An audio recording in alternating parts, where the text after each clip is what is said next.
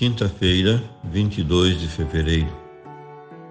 Meu querido irmão, minha querida irmã, estamos entrando na sua vida e muito gostaríamos de entrar no seu coração para aí semear a palavra de Deus, e é sempre a grande orientação para a nossa vida. Nesta quinta-feira celebramos a festa da Cátedra de São Pedro, e a liturgia nos apresenta o Evangelho de São Mateus, capítulo 16, versículos de 13 a 19. Naquele tempo, Jesus foi à região de Cesareia de Filipe e ali perguntou aos seus discípulos: Quem dizem os homens ser o Filho do Homem?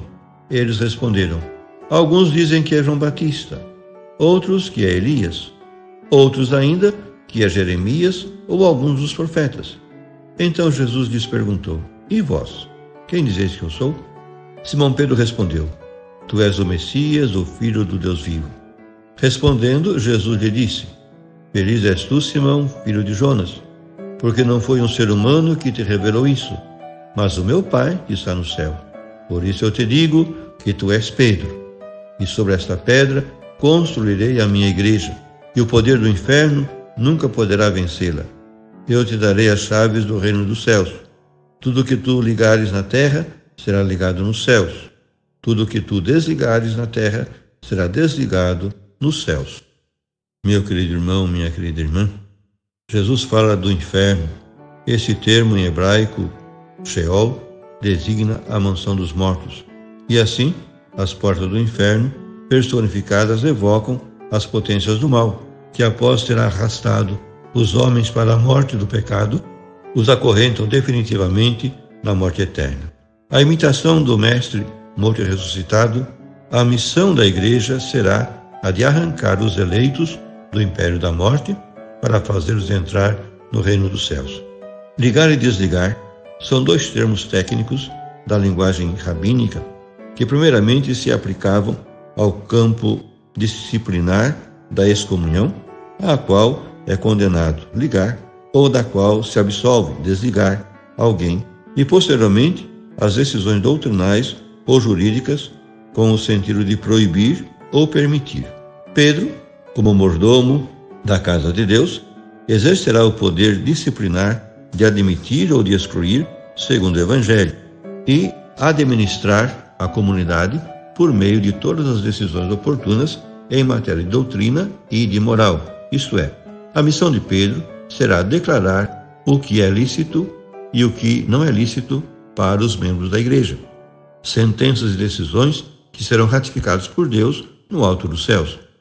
Depois de ouvir o que as pessoas pensavam dele, Jesus dirige-se aos apóstolos para perguntar-lhes abertamente o que é que a essas alturas de sua vida e de sua convivência de 2 anos com ele, eles chegaram a pensar dele. E não se menciona o que os outros apóstolos responderam, somente a resposta de Pedro, para dar lugar à sua confissão da messianidade de Jesus por um lado, e por outro, a imposição por parte de Jesus do primado apostólico a Pedro. Pedro não só confessa a messianidade de Jesus, mas também sua divindade.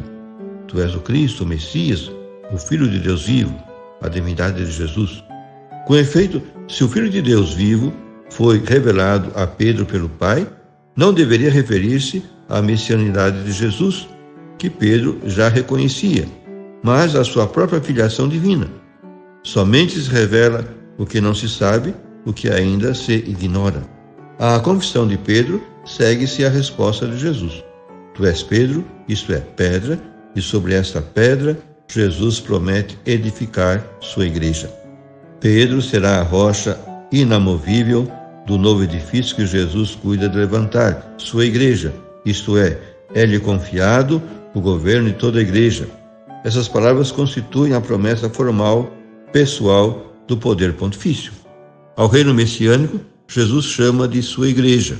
Jesus já tinha falado de uma casa edificada sobre a rocha, e agora é sua igreja a que ele quer construir e cimentar sobre a rocha firme, não por si, porque a firmeza é concedida pelo Pai.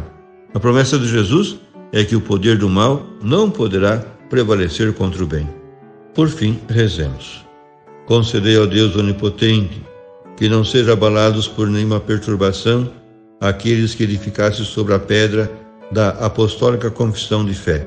Por nosso Senhor Jesus Cristo, vosso Filho, que é Deus, e convosco vive e reina, na unidade do Espírito Santo, por todos os séculos dos séculos. Amém. E a você, meu querido irmão, minha querida irmã, que me acompanhou neste encontro com a Palavra de Deus, desça sobre ti a bênção de Deus Todo-Poderoso, Pai e Filho e Espírito Santo. Amém.